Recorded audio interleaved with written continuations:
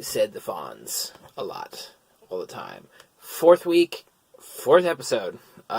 Perhaps going up a little later than normal. I usually try to upload these like Monday morning, like early Monday morning, like 4 a.m. If anybody that's following me on Instagram sees the little like teaser things I throw up on that account to plug this, probably not gonna go up until later in the afternoon Monday. I'm always my target date for releasing is always Monday, and it will come out regardless of how much time I have and how long it is until I have to work again in the morning. So yeah, fourth week, 4th episode. Next week, 5th week, 5th episode. We're still going. We're still doing it, despite the fact that I am tired and don't want to do it. But that's not how this works. This is a self-imposed rule that if I break, well, it's not one I can break. I won't allow myself. So going into the hobby update this week, I got two more Templars painted, maybe 3. I'll have to go back and double check, but my brain right now won't let me remember. I think it's 2. I've got 1 guy with edge highlights, final last edge highlights to do. Eyes, decals, base done.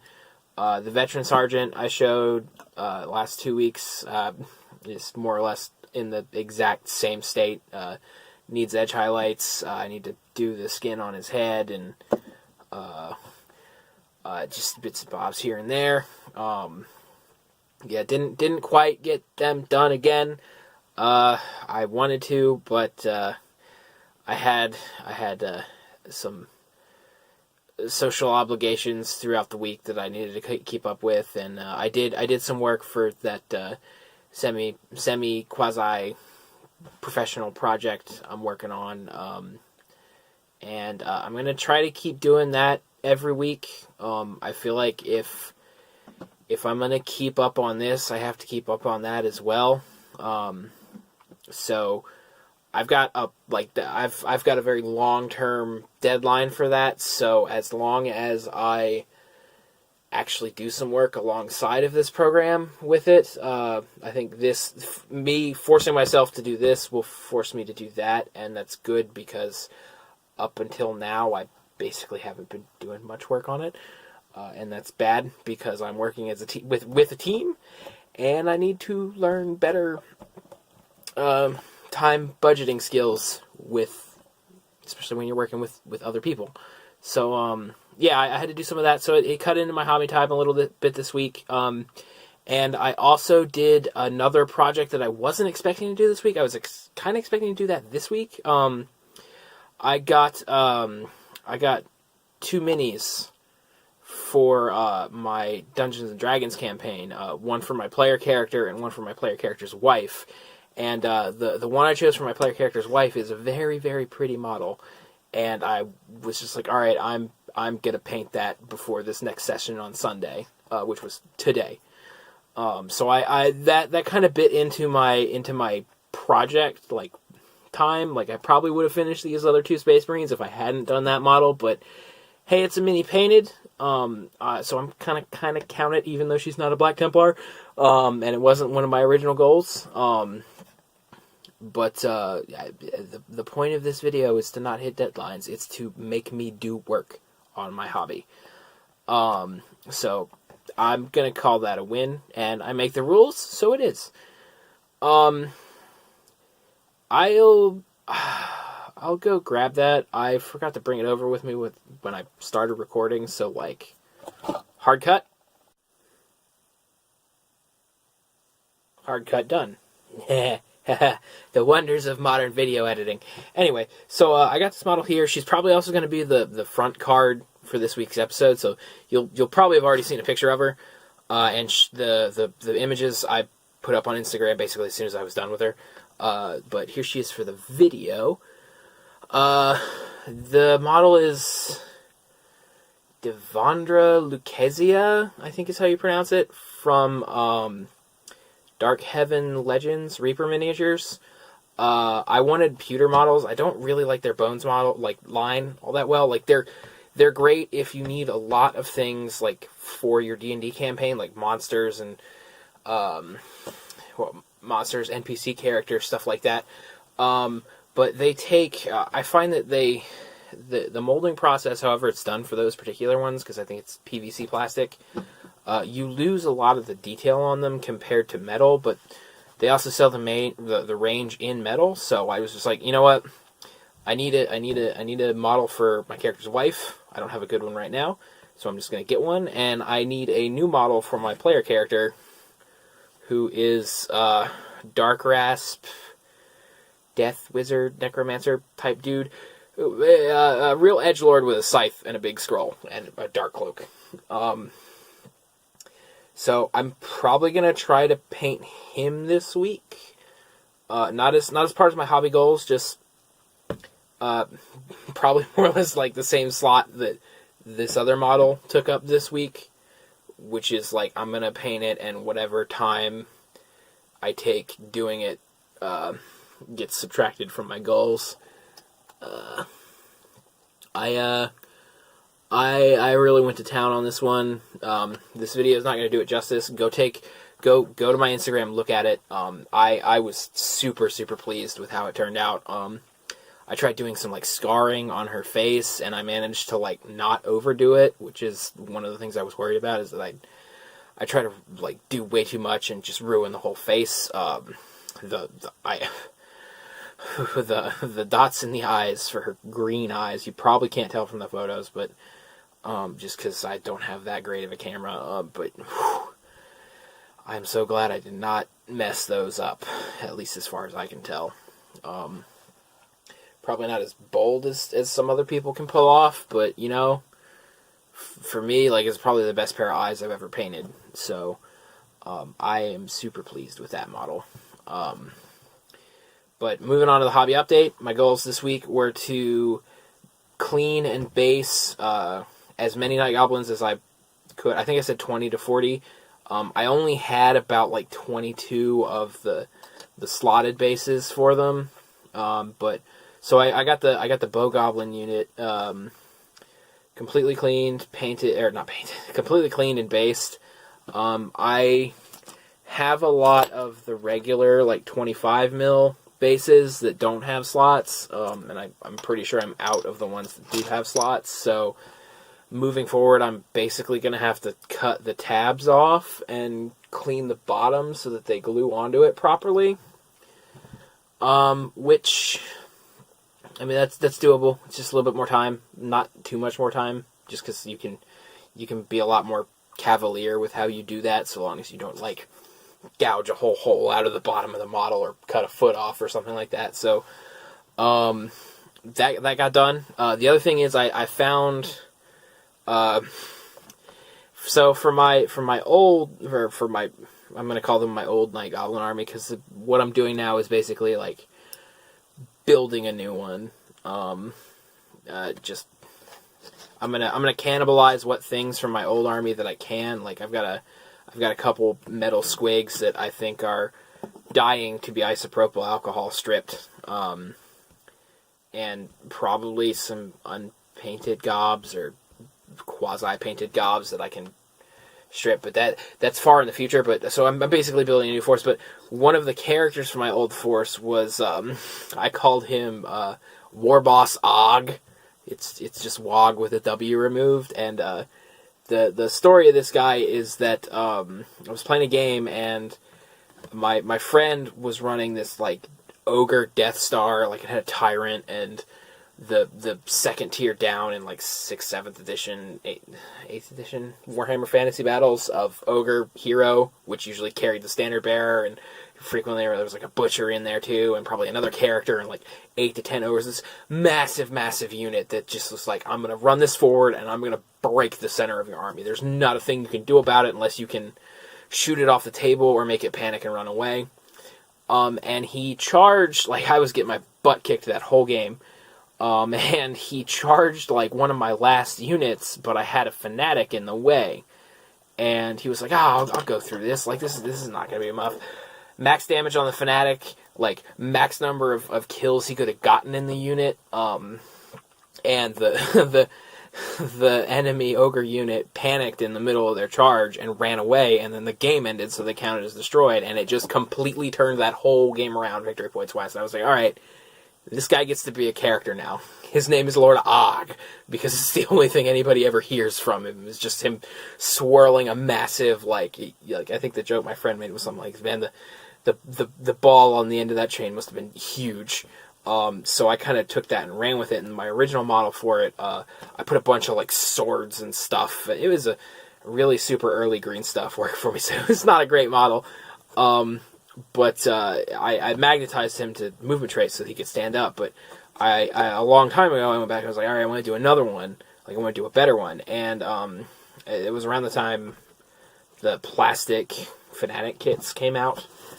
And I basically made a version of this guy. Now, the ball was in a completely different place. Like, it was more, like, arched behind him.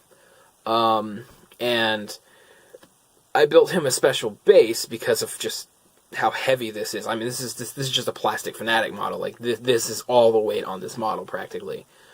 So I built him a special base that was, like, 6 of the 25 mil, or the 20 millimeter infantry square bases from old Warhammer Fantasy, and then just one of those bases in the center, and then that was his base, and then the 6 dudes would go on top of it to just make him fit in the unit better, and then the ball was just up above them.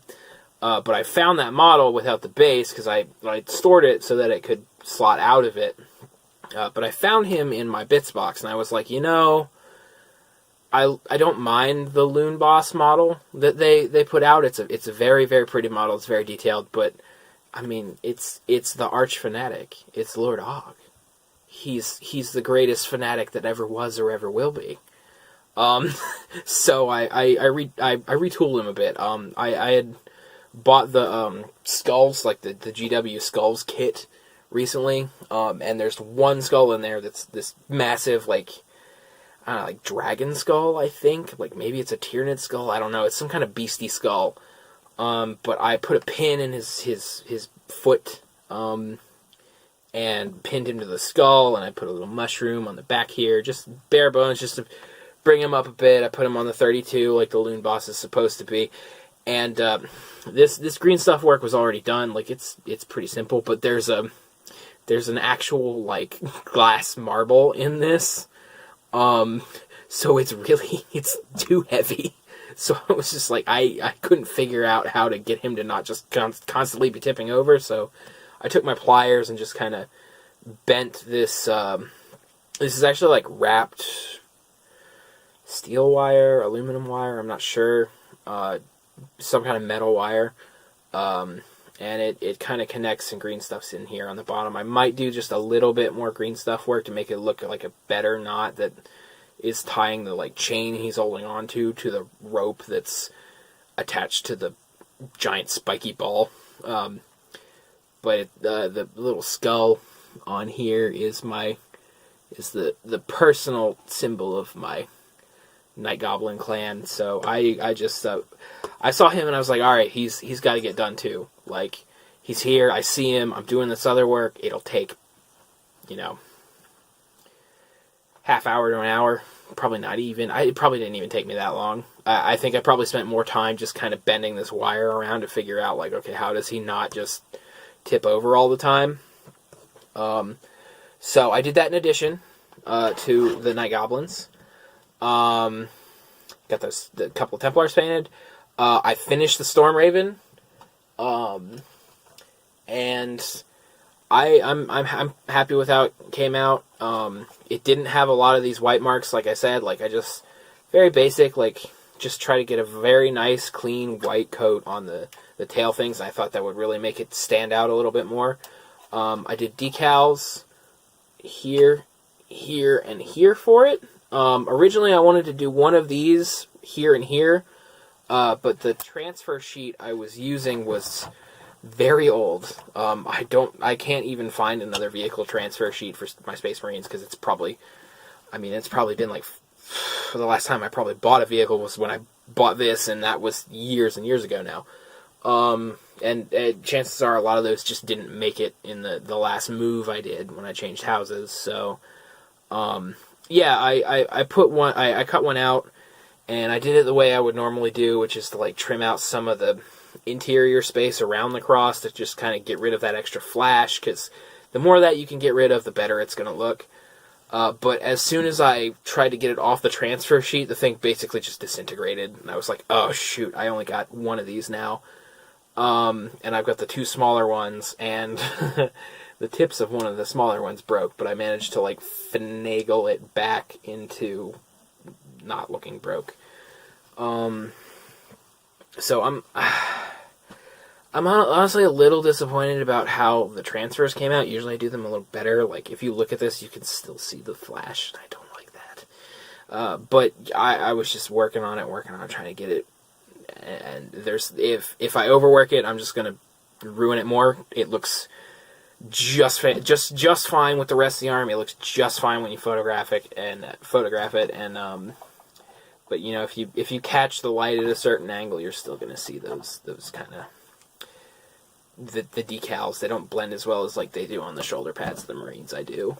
But I got it done, and that's the important part, and now I can play with it. So yeah, that I hit again, like last week. I hit like 90% of the hobby goals and did a little extra. So I'm gonna call it a win. That's all I care about. So moving in hobby goals for the week. I've been painting a lot of black edge highlights, and don't get me wrong, I can do that for a long time. But you know, you need to shake it up a little bit just to stay sane. That's probably one of the reasons why I painted that D&D character so quick, is I was like, oh shoot, 2 weeks of doing the same models in the same way. Let's just do a little pop project and get it done. So I'm going to be moving back to my Death Guard for most of my painting goals this week. I've got a Mephetic Blight Hauler that's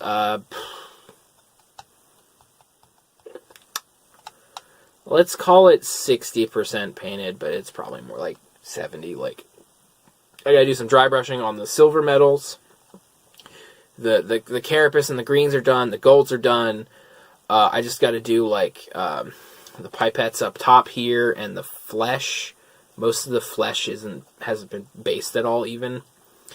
So I'm gonna do that. I'm gonna try to just complete this week, and then do 5 to 6 poxwalkers.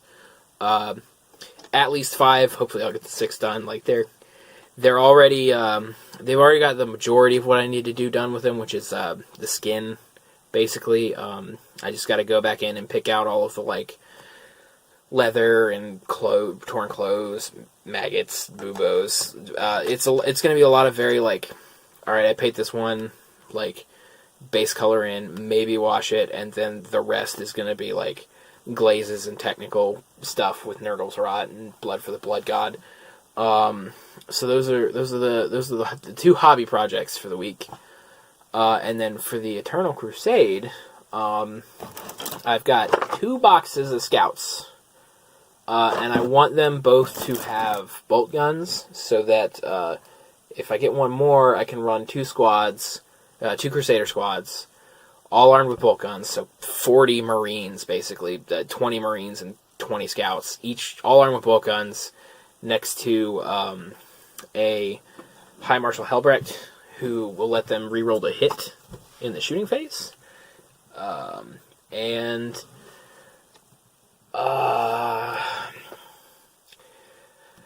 it's probably a really bad idea to scratch my butt on camera, but you know what? It itched, so I did. Yeah. Clean and assemble these 10 scouts for the Eternal Crusade this week. Also, strip more models. I'm pretty close to just done with all of the paint stripping for the Templars I need to do, and then I need to go back and basically like do some reassemble work. I may buy another TAC Marine squad just so I have a bunch of bits. I don't need any more Space Marines, like, at all, but I need bits to make the ones that I have up to par. Maybe it'll be another Sternguard kit, just because there's so much stuff that comes with that kit. So we'll see. I may not do that. Like it's summer now, so I need to pay attention to my money a bit more. Because there's less of it to go around. But yeah, those are the goals. So, Mephetic Blightholder.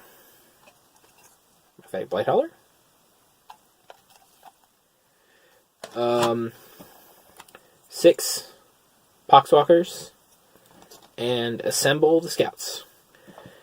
And probably gonna work on my player character too a little bit. I think I'm gonna try to tell my friends and family and acquaintances and debt collectors, not so much this last ones, but I don't got many of those anymore, fortunately. I'm gonna try to tell those people no more this week, and just really try to grind out some work, because I still need to work on the it's a tabletop board game. It's really a card game, but you basically build the board with the cards. So I need to work on that too. So I'm gonna try to get all that done this week. Possibly won't. I'm gonna try my best. But in the event that I don't, I'm sure I will come back to this video and make more excuses like I did today.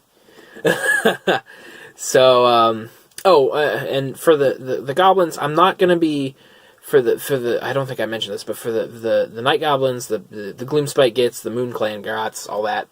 I'm probably not gonna try to do any painting on them until the Citadel Contrast paints come out. I've seen one in particular called Black Templar, which I adore. But I suppose it's supposed to be for painting black armor, cloth, whatever. It's for painting black. And I want to do some tests with those, because if those look as good as all of the things I've seen right now, I mean, like, that's going to be an easy way to get, like, 20 to 40 models a night just base coated, and then probably finished with dry brushes and edge case details. Like, I'm still thinking in my head whether or not my old army, one of the things I would do for them is I would put like these triangular, I think they were called dag marks, but they're just little triangles like at the edge of the hood that go all the way around the hood, and that really kind of brought the whole army out, and I like that. I've also seen they're doing like the checker pattern marks on the hoods now for like some of the alternative color schemes and stuff in the book. And I like that as well. I've never tried that particular pattern, but I have an idea in my head how to do it pretty simply. And I think that would look quite good. I think what I'll do is I'll do the triangles for all of the like foot sloggy grots, and then squig riders get the checkers, because like they're like racing or something. I don't know. It makes more sense to put checkers on something fast. So I thought I'd do it that way.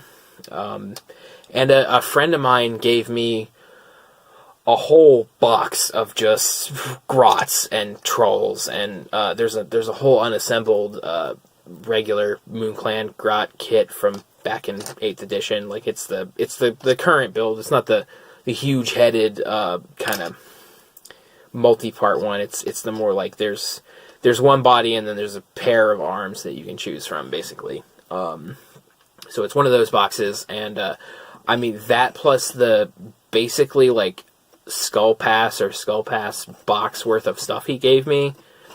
Plus there's like 12 fanatics in there too. Like, so I think like 6 are the metal ones, and another 6 are the plastic kit before the current plastic kit, which, I mean, they still look just fine. Like, they're still the same body proportions and all that. So, between all the stuff he gave me, like, I have a full Moon Clan Grot army that's unpainted and ready to, like, look better than the probably, like, 240 Grots and handful of squigs. Again, I'm probably going to try to strip those squigs.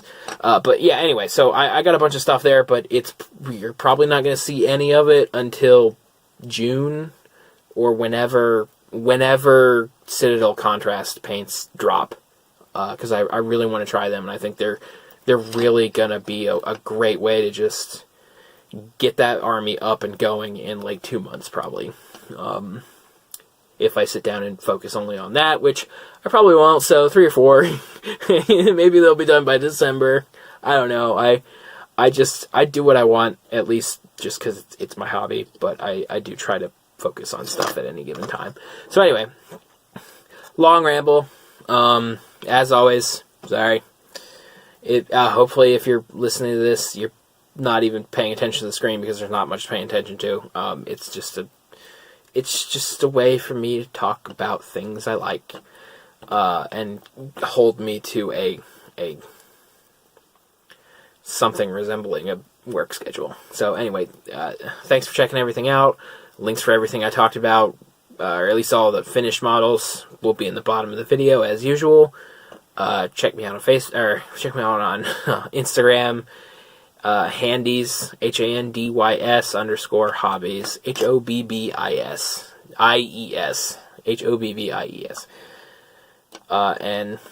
Yeah, I'll see you next week. Thank you. Thank you very much.